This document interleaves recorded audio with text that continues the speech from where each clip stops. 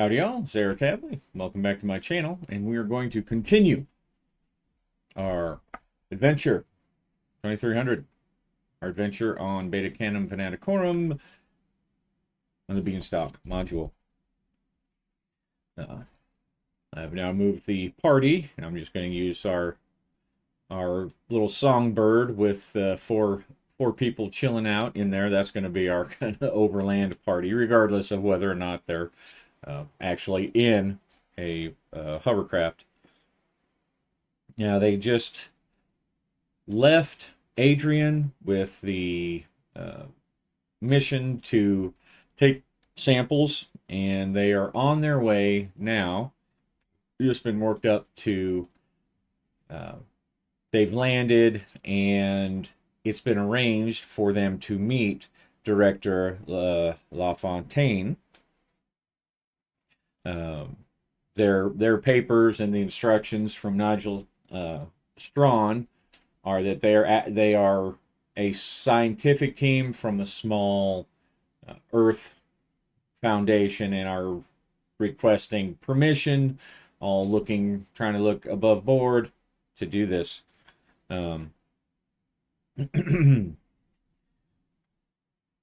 Geiger has told them to explain to LaFontaine they want to use cargo capsule as a laboratory and extend sensors out the bottom of the capsule to take those readings.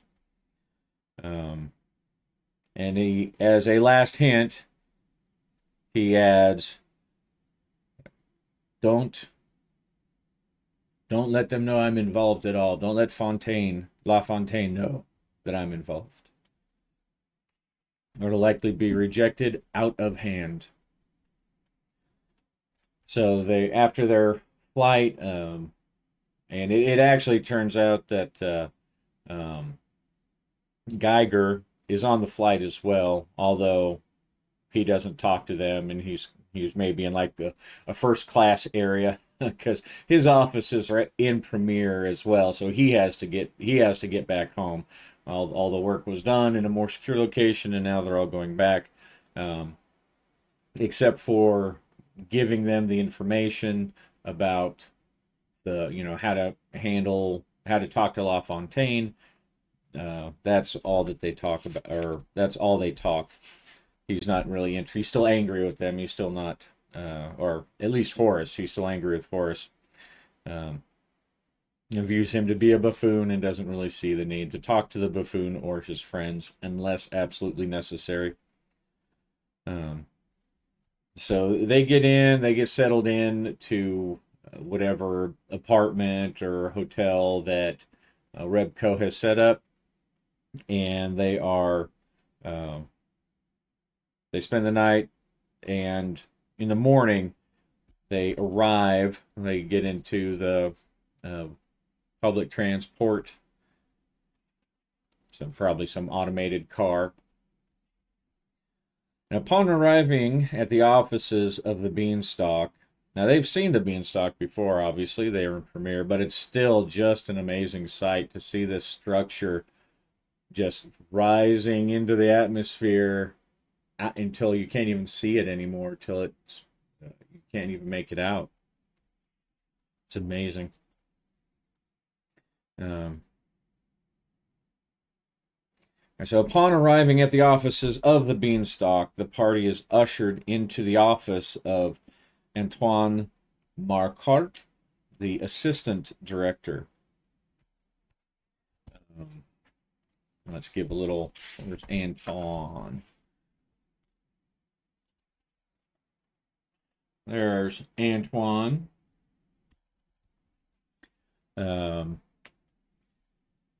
He's in his late 40s, about 6.5 feet tall, lanky, with a long lined face. He's dressed in a suit without the jacket, with the neck of the shirt open and his sleeves rolled up, because he's a go-getter. He rolls his sleeves up to get stuff done, although it does actually describe him as a go-getter.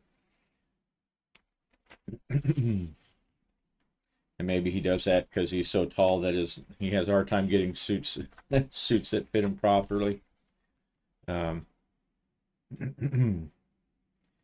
All right, so he entertains them for about 20 minutes, just talking and speaking about what kind of, what kind of project they're part of, and they go through and they give the talking points that Geiger and Strawn gave them, when he touches on what uh, NGO they work for, what research group they're working with. Let's see. Any complications? Probably not. I don't think so. No. All right. So they get him. They manage to negotiate that scene, no problems. They're talking. He offers them water and whatever local uh, snacks they might have available. Um, Now he's entertaining them because they're waiting. He's waiting for LaFontaine to return from a lunch engagement, which is run late. During the time with Marquardt, um, they realize that this person is he's very competent. The phone or the comms go on, and people ask him various questions. He gives orders and directs people on the other line to do whatever tasks. So he really seems competent. He seems to really know what's going on. And he's obviously one of the go-to guys, considering how many people have call him during the time. Of course, they can't really hear the full conversation, and he's not saying anything secret or anything like that. They're just sitting and waiting. Um, Many of his calls and where he gets the most, even though he's very contained, very controlled. He doesn't lose his cool, but when he presses things, he's talking about making sure to keep the schedule. That seems to be his big concern. Is the goal of all his stuff is to keep the schedule on time, keep the schedule running. Um,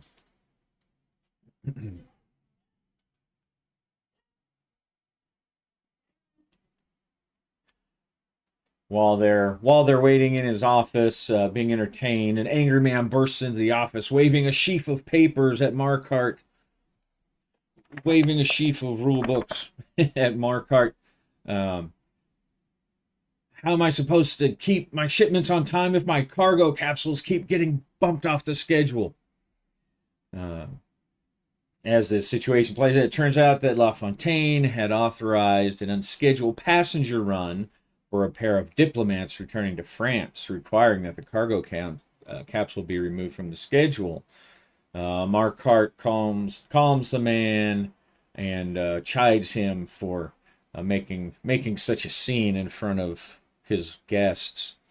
Um, and he ends up countermanding LaFontaine's order and uh, tells the man, don't worry, your cargo will go up. The diplomats will just have to wait for the next scheduled cargo or the next scheduled passenger run. Um, and so they do this. He does take a couple other calls, um, after this time, the his secretary returns to announce that LaFontaine has arrived. Marquardt excuses himself from the player characters in order to go and let the director know that they are waiting. And in a couple of moments, he returns, a little red in the face, and says, You can go see the director now." Um, as they walk in, as they're escorted in by the secretary into the office, they see LaFontaine.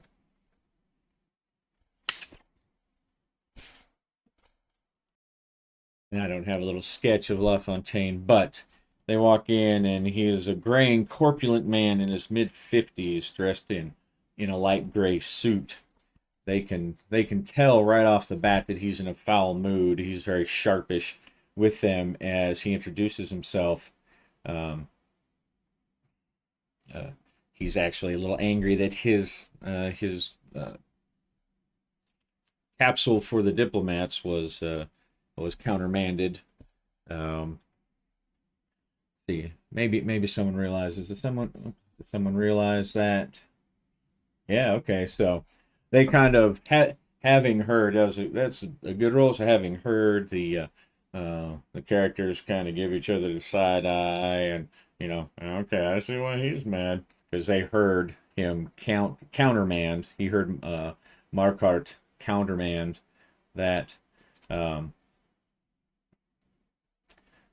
so Zhao Mei goes in being the one that knows most about bureaucracy and running science teams.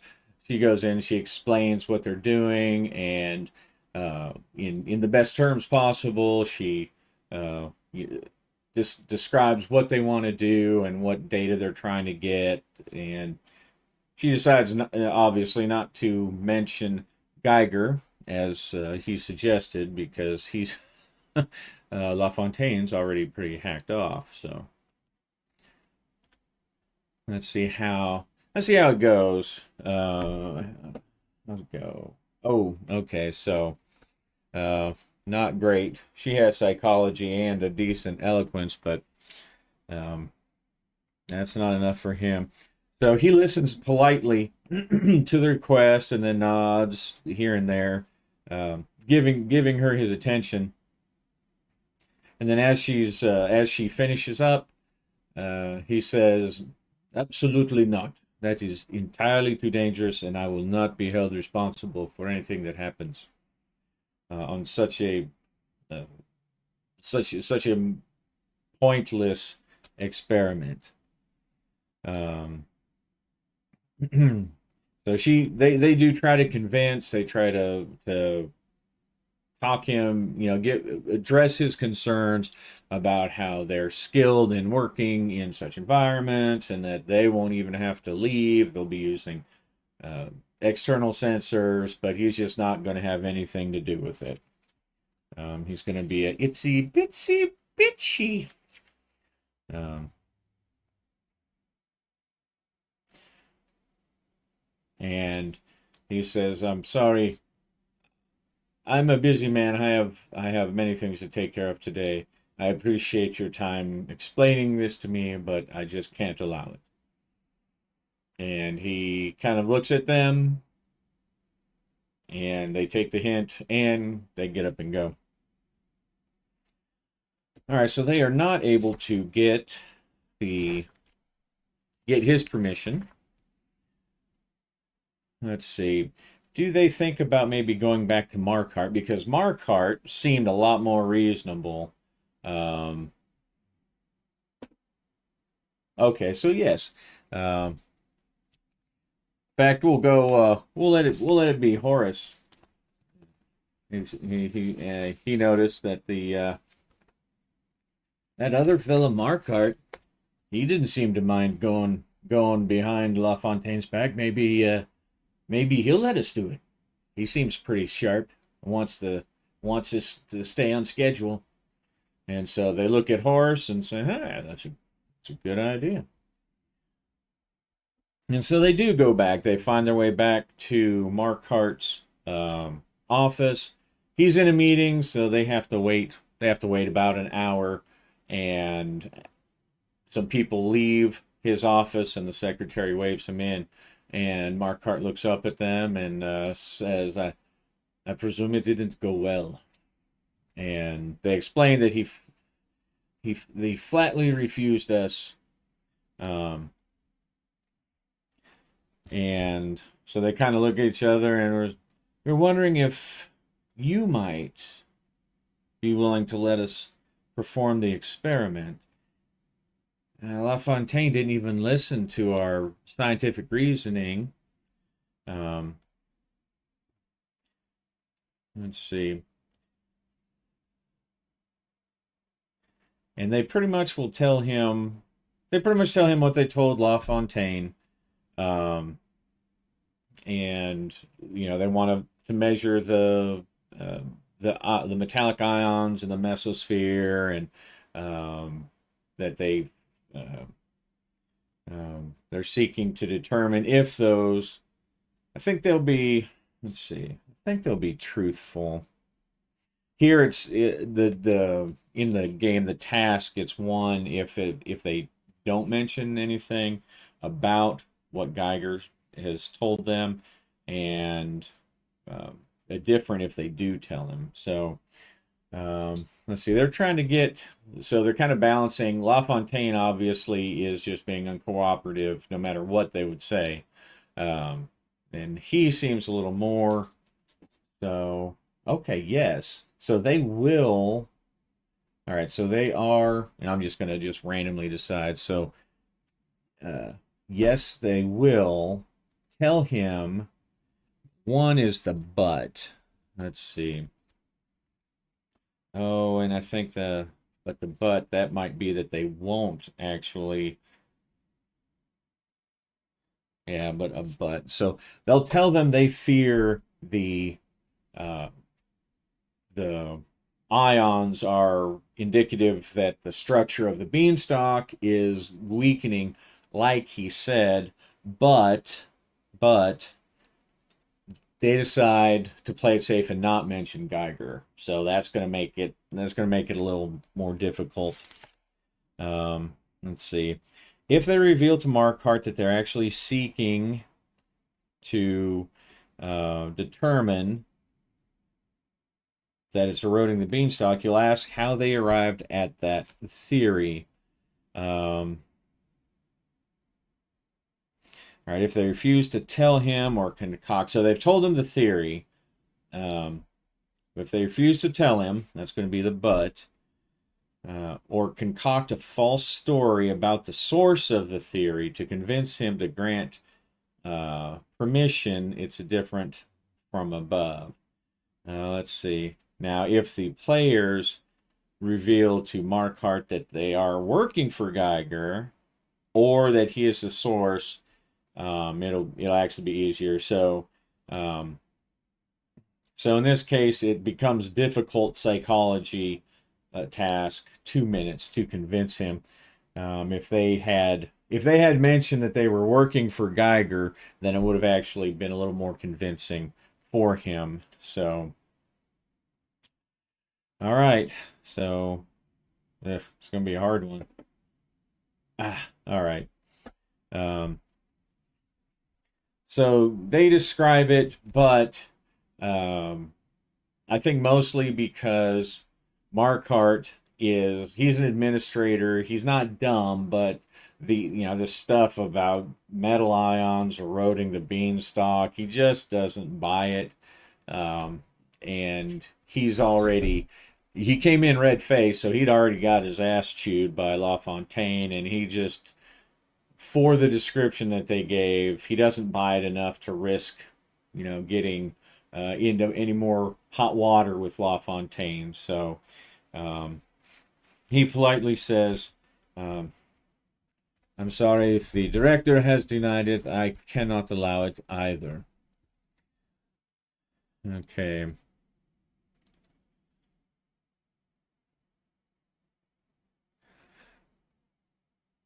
All right. So um, at this point, they are escorted out of the office by one of the office assistants and told to have a nice day. So no hard feelings or anything with Markhart, but he's just not willing to do that. And so they, still wanting to not be seen with Geiger, which was one of his suggestions, that they don't be seen together just in case, because even though it's a big city, it's a small town around the beanstalk. So they return to their offices and they place a call with Geiger, and they tell him that it's a no-go. They explain what happened. LaFontaine was angry, and Markhart just didn't want to get in trouble with LaFontaine. And after talking back and forth, Geiger, of course, he's upset. And, well, did you try this? Did you say this? You didn't mention my name, did you? And of course, they answer all those things. And finally, as they end up, he says, then we must do it without their approval. Um, just stay there and stay out of trouble. Keep low. I will call you back. All right. So this seems like one of those things where um, it's basically either if you do make it, then you get it, and then the next scene, um, Geiger has arranged something on his own without them, which makes sense. Best would try to be go the um, legal route, the official route, and then he would maybe pull something because, of course, he doesn't want to expose himself unnecessarily for fear of getting in trouble or for fear of getting kicked off the project. Um,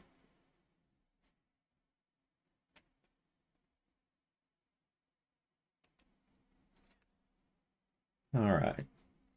Um, so I think they're trying to be professional, but maybe they're getting a little bored. So let's see. Does anything interesting happen? I'm gonna say it's not likely. So 5 or better. Oh, okay. So something does happen. Um, let's see what this. I'm gonna drag back out my little sci-fi cards. I've about decided I really like them, the deck, but I've really just about decided that I really do prefer rolling on an oracle. It's quicker and um, everything. But I've had these for a while and they are nice, so I'm going to use them to see what it has to what the encounter has to do with. All right. So merge spiritual flame. Merge a spiritual flame. So what I'm doing is I'm looking at those words in the middle there that have like a action theme kind of stuff. And so the first card is merge spiritual flame. All right, so I think that I think I think someone is probably going to it's going to be a some kind of religious discussion. Um, now I don't of course what I'm picturing is a bunch of Hare Krishnas like an airplane attacking them at, at the terminal. I don't think that's probably what's going to happen, but that's in my head. So I think instead what I'm going to do is I'm going to turn this into a character moment. Two characters are going to get into some kind of spiritual or religious uh, fight that's going to, and maybe not fight, but a discussion that's going to um, turn into fifis one way or the other. Um, so I'll just shuffle these character sheets randomly and see who the two are. So the first one is of course Horace. He's gonna say something that's going to offend. Uh, and with Gordon. All right. So they're going to talk about something spiritual. Um, let's see. It's going to be something simple. Well, not simple, but common. Probably a better word. Just like the nature of God, the universe, whatever. I'm going to say that's probably likely. So on a 3 or higher, it's going to be basically just um, a nature of the universe discussion that is going to turn either make them closer or farther apart. So 3 or better. Oh no. Okay, so no, and it has that. So it's not only not just some common thing. Um, I think that he's going to. I think Horus has some kind of deeply held belief, um, and as I recall, I think one of the options that I had put in Horus's history, because he did have such a low eloquence and education, that maybe it was maybe he had some kind of ultra religious uh, upbringing or something like that, um, to where maybe in a not healthy way. Um, what I think. Let's see. But that six also exemplifies it. Um, so I think that I'm going to put this down that Horus, he believes he has a guardian angel. He has a guardian angel.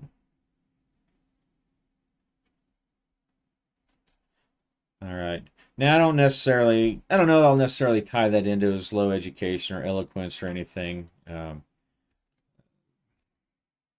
But he believes he is cheerful, and he's wise, according to his character roles here. So he's cheerful, maybe because he does have this belief in his guardian angel.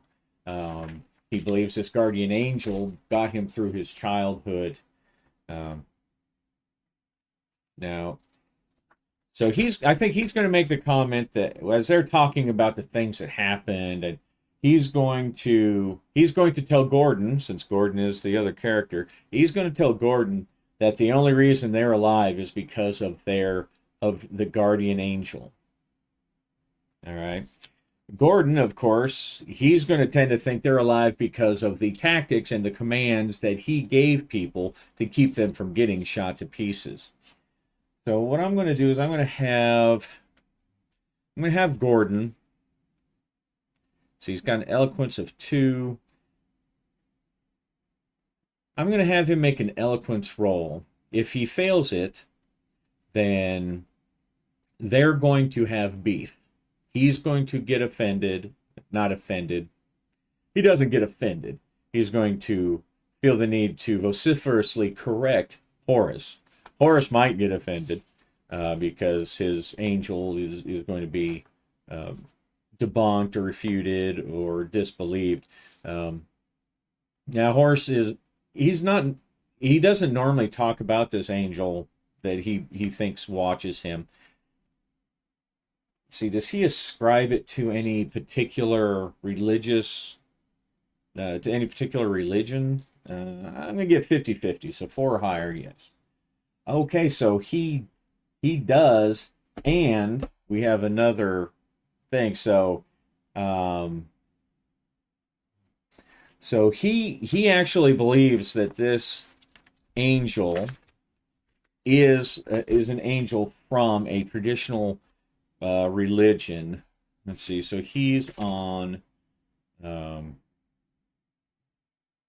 he grew up on Red Spec on an outpost, and then he lived on Ellis for many years. So I'm going to say that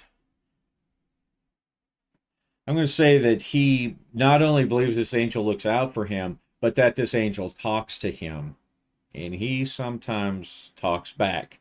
So I'm going to turn that into a character trait for Horus, and let's see. I'm going to try to decide if it's going to be like a traditional angel, like Michael or Gabriel. If it's biblical, or I mean, it could be biblical, or might even be, I don't know. I think there are some more spiritual sects of Buddhism or whatever, Islam. So I'm going to use, I think, I'm going to use this fantasy name generator. I like using it a lot. Let's see. I think they have one for angel names. Let's see.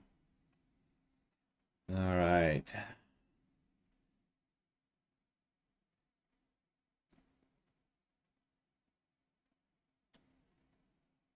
All right, so this is various ones. Let's see, 1, 2, 3, 4, 5, 6, 7, 8, 9, 10. Let's just randomly pick one of those.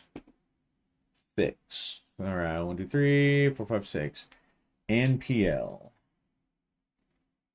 All right, I'm gonna hit pause while I go and use NPL. See if it's a like a named angel from a particular religion. I don't recognize it. I recognize some of them, Samael, Uziel, but let me go see if it's that or if it's just a made up fantasy name one. All right, so my quick internet search shows that Anpiel is a Hebrew cherub, and the angel of birds, according to the various, because I'm not going to go deep diving into into angelology, but he's apparently in the sixth heaven according to rabbinic lore, and watches 70 gates, and each prayer that rises, he crowns and sends to the seventh heaven. So he believes that NPL watches over him, and maybe not, maybe talks to him and sends signs. So I think from here on out, I'll have to remember that Horus is very like he because this guardian angel is the protector of birds. Horus is going to maybe see omens or signs in things that have to do with birds, and may go out of his way to not harm birds or something as things go on. So it's a Hebrew angel from rabbinic lore. Now he may believe that, but I don't think he's probably like strictly Jewish, or in his, at least in his religion or whatever. I'm gonna say it's unlikely because there are a lot of people, they go after any kind of angel, and they'll worship and sing to their crystals or light candles or whatever, regardless where it comes from. It might come from K-pop demon hunters or whatever. Which I have to say, I've been like watching those videos over and over again. I probably shouldn't admit that on YouTube. I'll never live it down. But anyway, so I'm going to say it's unlikely, but that he is actually Jewish by religion.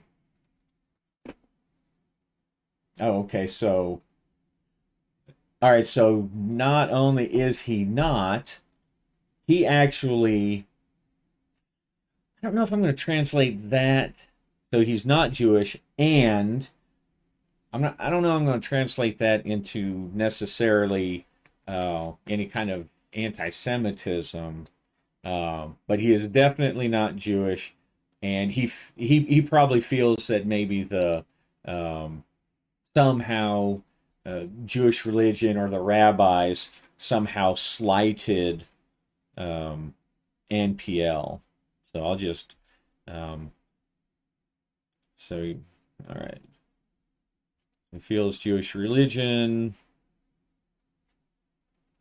It'll say he feels that the Jewish religion. He's not Jewish, but he feels that Jewish religion disrespects his guardian angel.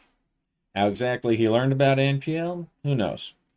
Maybe that'll come up later. Did someone teach him about it? Did he fall in line with some, maybe a rabbi, and he liked the rabbi, and the rabbi betrayed him, so now he doesn't like the Jews, or maybe he came in and, from a more occult area, but we'll determine that later. So he feels Jewish religion disrespects NPL. All right.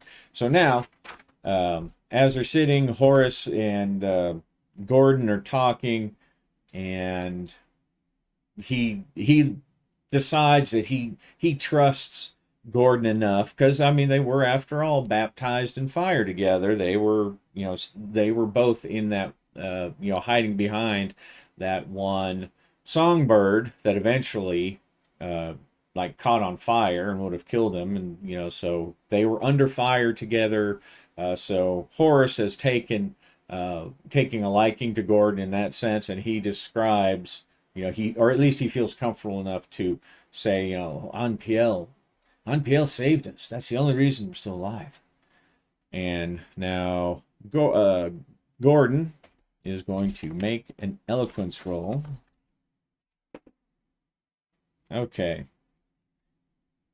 All right, so Gordon does not get offended, and so I think that's going to give a bond. Um, is Gordon himself religious at all? Maybe I'm going to say that it's not likely that he shares the exact same views, but maybe he's more agnostic or deistic, maybe willing to accept that there is something greater out there. But I think it more likely that he's probably, he just finds the story kind of touching of how, Horace feels it. So, all right, 5 or better that Gordon himself is sympathetic to the religious views. Okay, so Gordon himself, um, I'm not going to say that he has that he's a strong anything necessarily, but I will say that he does have. Um, all right, so Gordon holds some kind of spiritual view. Maybe it's because he's been on too many battlefields and seen too many things happen, and so he's not willing to name or describe those things that he know has happened. Maybe there's a battle where he knows that that round should have taken his head off, but at the last minute, uh, maybe it maybe it hit a bird and deflected the bullet, and it saved Gordon's life. And of course, Horace is like, yes, yes, see, that was NPL. Something, probably not that, but maybe something like that. So he holds some spiritual beliefs, and he at least has respect. He has at least some respect for those beliefs. Probably not going to church or whatever, but when someone talks about those things, as long as they're not trying to uh, get a money order from him, he's probably all right with it. So, all right, so that's cool. Um, that's one thing that I do like with having the multiple characters is, breaking out some of these events and developing things between the characters. The If you watch my hostile RPG playthroughs, that game system has some pretty, it focuses, the solo focuses a lot on character interaction, and it works really well. Um, so it's good to see those. All right, so they have their discussion, and maybe that took a little too long and wasn't quite as interesting, but since we are up to almost 40 minutes now. Um, so the next day or the day after, uh, they receive a call from Geiger early in the morning, asking them to come to his office within the hour if possible. And so I think it's probably early so that maybe fewer people will see him, but he needs to talk to them face to face. So they get over there quickly. They get in. He kind of hurries them in through the door and closes behind him, and he says, uh, "It's been arranged that tomorrow night you will be let through. I'll get a gate open for you in the Beanstalk compound, and someone, a contact of mine, will lead you to a capsule, and inside is going to be the electronic equipment for disabling the main hatch on the bottom so that it can be opened to deploy uh, the sensors and not setting off the alarms. Um, all right. Also inside are going to be spacesuits, pressure suits for you to wear after you do that, and then there'll be the sensors will be on sectional 10-meter booms that you can put out of the bottom. That's what will be taking uh, the readings. And let's see, in a lifeboat for the characters to spend the majority of the outbound trip in relative comfort, and a second set of vac suits which carry enough supplementary water, food, and waste disposal equipment to last the 5 days of the return trip. Okay. Lifeboat. All right, so I guess the lifeboat is built into the capsule or put in the capsule for them to um, stay in there after they've done their stuff. Because that's one thing, the even going fast, that's a long distance to get up to, up a beanstalk. So these trips take, days to do. Once you're inside the capsule, you'll have to remain very quiet to prevent discovery until the capsule begins to move. Once it begins to move, you'll have to move very quickly. You'll have to put on your vac suits, open the hatch, and assemble the boom sections. Because this is, the area that they're going up through, that mesosphere. I think he said it was only 40 to 80 kilometers. So they, is that right? I think that's right. Yeah, we'll go with that because I think that's what he said. Yeah, okay. The layer of atmosphere which lies within 40 to 80 kilometer range. So as this capsule's going up, they are going to have to get in there pretty quick. Okay, and that makes sense with the lifeboat because they don't. This capsule probably does not. Once they let out the air, it doesn't have a way to refill the air since it's a cargo. And they'll have to get dressed quickly. So from the time the capsule lifts off, you will only have 15 minutes before you reach the lower limits of the mesosphere. And you'll be traveling nearly 300 kilometers per hour by then. Only 5 minutes more will pass before they leave the mesosphere. All right, since they will be working with the bottom end open, be very careful not to fall out. You'll ruin everything if you fall out. And Stefan says, including ourselves. Okay. If you fall out and die, the whole mission will be a failure. I won't get the information. All right, let's see. Do they want to... Does anyone ask about the safety stuff? Because they had mentioned parachutes or cables.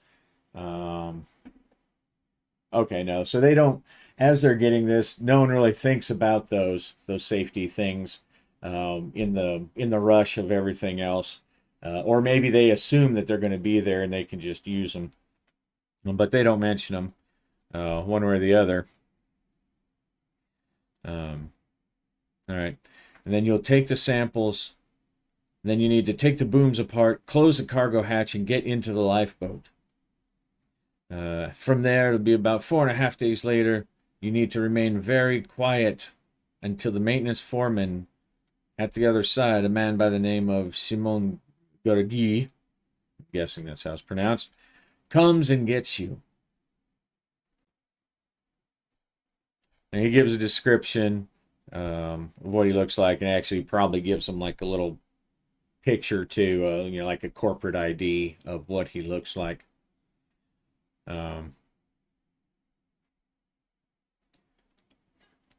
Okay.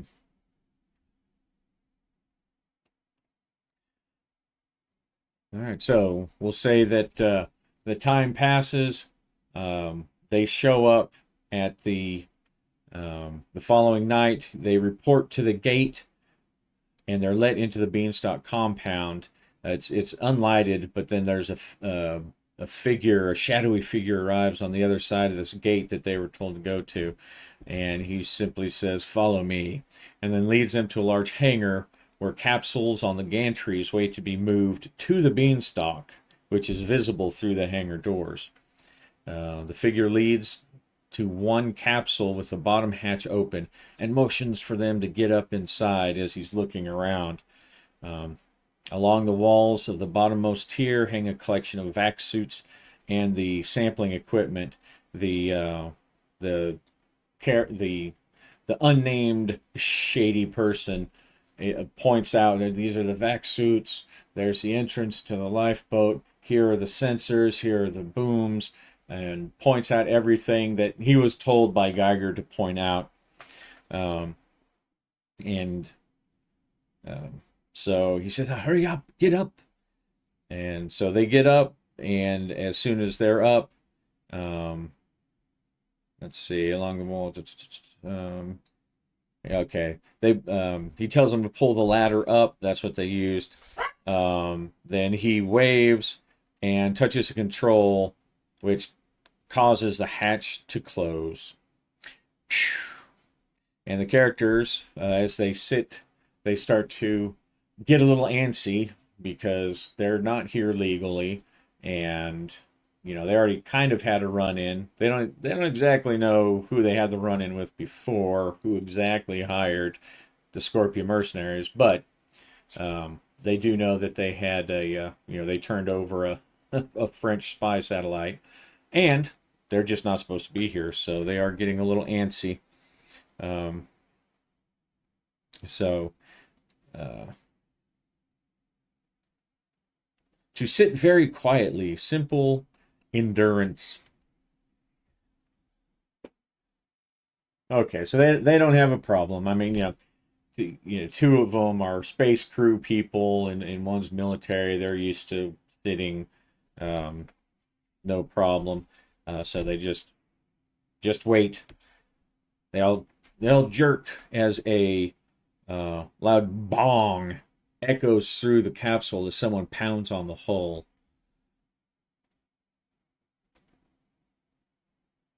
And they freeze, make sure they don't make any noise. And they realize that it was somebody hitting the hull. In a short time, and they sit frozen, but the doors don't open up. There's no more noise, and whoever it was, they assume moved on without incident. Then a short time later, the capsule and the gantry start to move with a sudden lurch. It's pulled, and then they hear the loud clang as the capsule is attached to the beanstalk cable. Okay. And then they feel a sudden lurch upwards, which settles as it starts to go up, as it starts to head up the beanstalk. And it's about they feel about 1.5 gravities of acceleration as the capsule heads up towards its 300-kilometer-mile-per-hour travel speed. After about a minute, this stops. The acceleration stops as it reaches its travel speed, and then it's time to go to work. And everybody must don their vac suits. They must get it quick. All right, so all of the tasks have been increased 1 degree as a result of the fact that the characters are working in the vac suits. This just as a maybe not so interesting side note, this has a beanstalk that has an earlier date than a copyright date than my rule books do. player guide and game master guide. And you can see there were like where some of the things have changed. Like here it says vac suit skill, but the 2300 I have, it calls it pea suit skill. And also zero, it makes a comment about making that roll. It'd be impossible to fail unless the roll is zero. So I'm assuming that beforehand it was 0 through 9, but in the new rules, 1 is a fumble, not a 0. So um, anyway, a non-interesting aside. And I think we're at 50 minutes, so I think we'll go ahead and leave it there as they start to scramble. They start breaking out vac suits and start trying to help each other get in as soon as they can because they don't have a lot of time. And, the vac suits, these are, they're 2300, so they're a little more realistic, low-tech kind of vac suits. So, it does actually take some effort to don and doff them. Let's see, I think everyone has. Okay, so Gordon has a high pea suit from his years. Okay, Horace does too from his upbringing. He has it too. Stefan as his space crewman, he has it at 2. And okay, so this should be all right. They are all experienced with pea suit and operating in 0G from either their careers or their backgrounds. So anyway, we'll call it there, and we'll start next time with we'll see how well they're able to get these samples and what happens. Appreciate you watching, and happy gaming.